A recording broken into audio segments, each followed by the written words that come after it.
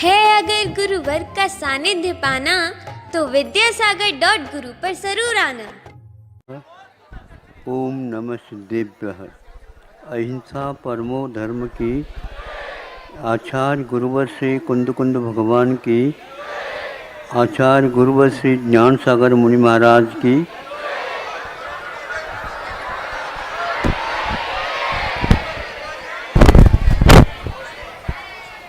उस समय की बात है जिस समय ये सब घटित होने वाला है।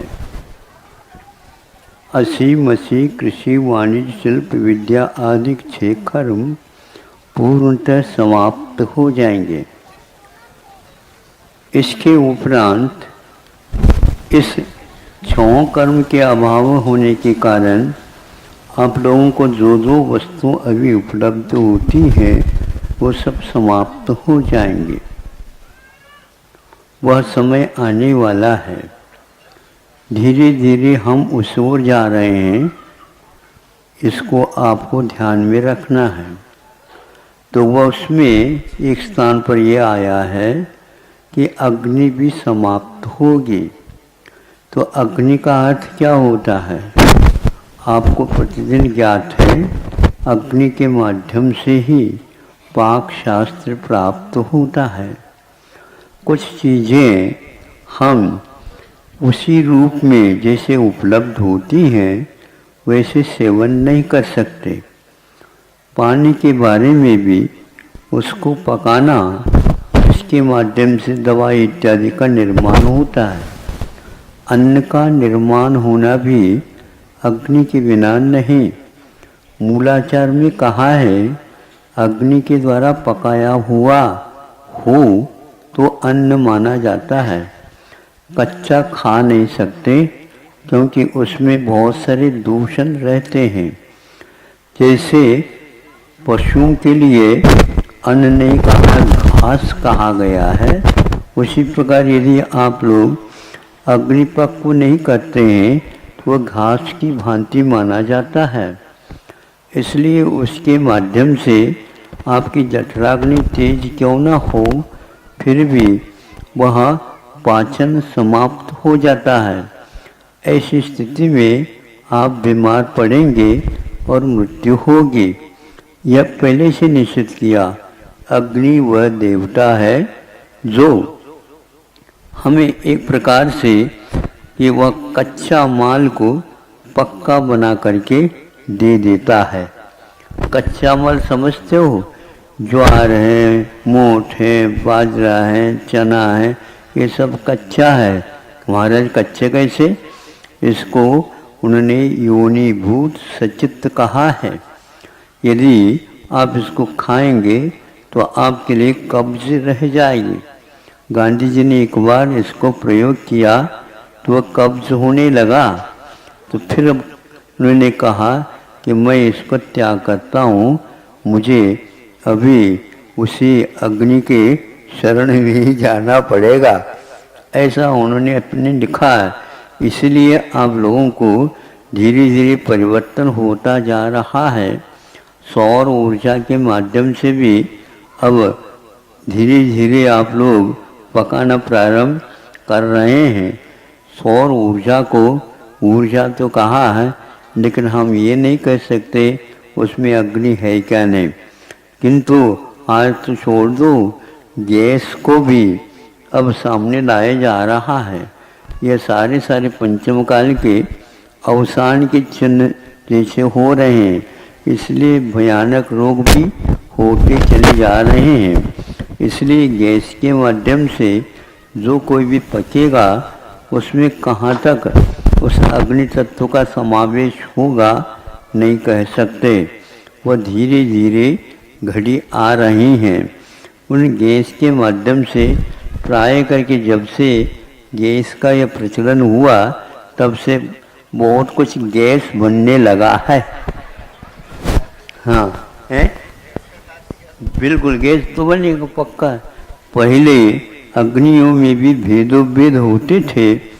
कंडे की अग्नि अलग है, बबूल की अग्नि अलग है और नीम की अग्नि अलग है, आदि आदि। वर्तमान में कोयले वगैरह भी हैं, इनमें भी बहुत सारे भेद हैं। पहले लकड़ी के ईंधन आ जाते थे, कोयले, किंतु आज पत्थर के आ रहे हैं। उसमें कई प्रकार के और केमिकल तत्व वगैरह होंगे। ये सारे धीरे धीरे आपके किसने पूछा था, महाराज ये पुण्य पतला हो रहा है तो गाढ़ा कैसे करें?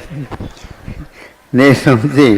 तो पतला का अर्थ ये है, गैस आ गया, अग्नि थी, गैस आ गए तो ये पतला हो गया। अब इसको अब गाढ़ा कैसे बनाओगे? ये अभाव होने का कारण भी यही है कि आप लोगों के पशुओं के अभाव होने के कारण ईंधन की ये समस्या आती चली जा रही है। पहले उसके गोबर इत्यादि के माध्यम से भी बहुत कुछ साधन बनाए जाते थे और उसके द्वारा काम होता था, किंतु आज उसका पूर्णतः हनन होने के कारण ये धीरे धीरे आप लोग जल्दी जल्दी उस कलयुग के भी अवसान को बुला रहे हैं। जल्दी ये रोग भी आप लोग बुला रहे हैं। निरोगता आती नहीं, उसको प्राप्त किया जाता है, लेकिन रोग को बुलाने का प्रक्रिया का अर्थ ही यही है। हम प्राकृतिक इन वस्तुओं का महत्व नहीं समझ पा रहे। समय पर यदि वह सूर्य का ताप नहीं मिलता तो भी अन्न पकने योग्य नहीं होता। आप लोग कच्चा रखते हैं, निश्चित रूप से उसमें जीव जंतुओं का उत्पादन होना, और एक प्रकार से वह कच्चा यदि जाएगा, पका करके भेज दो तो भी वह कच्चा। इसलिए आलोकित पान भोजनानि पंच। एक सूत्र उमा स्वामी महाराज ने आलोकित पान कहते हैं। आलोकित का अर्थ ये है पक नहीं है, किंतु सूर्य प्रकाश में ही आप उसका सेवन करिए तो होता।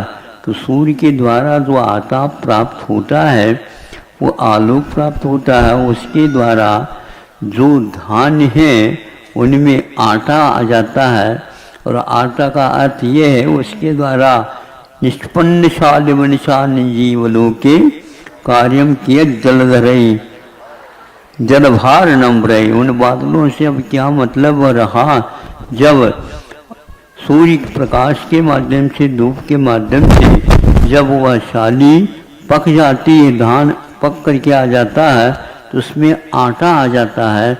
उसमें इडली वगैरह समय पर नहीं गिरते, किंतु आज उनकी मात्रा बढ़ रही। इसका अर्थ ये हुआ उसमें भी कमी आती जा रही है, और आलोक का यदि प्रकाश नहीं मिलता है तो उसमें भी पक्वपना नहीं आ रहा।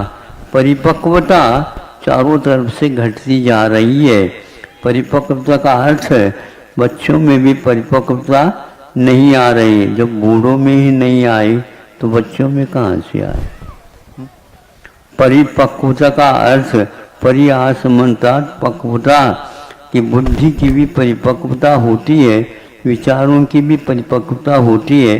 समय पर बताऊंगा, फिर भी कहना चाहूँगा, यह पंचम काल के अवसान के काल में अग्नि पूर्णतः समाप्त होगी, तो उसके बाद किसी का भी चूल जलेगा नहीं। अग्नि जब समाप्त हो गई तो आपको भोजन नहीं मिलेगा। जो कुछ मिलेगा वो मिट्टी का सेवन करके ही आप चलाओ, कृषि आदि नहीं कर सकोगे। ये इसका तात्पर्य है। इसी प्रकार कपास से सूत निकालना, सूत से हथकरघा आदि चलाना, ये भी समाप्त हो जाएगा। बड़ी विचित्र दशा है। आप लोग एक प्रकार से आदिवासी बनने जा रहे हैं। हम आपसे कहते हैं आदिनाथ को भूलियो नहीं तो भूलना तो है सब कुछ। अहिंसा परमो धर्म की। छन्नक श्री धैर्य सागर जी महाराज जी के गृहस्थ जीवन के परिजन, राजा जी और उनके परिवार के सदस्य।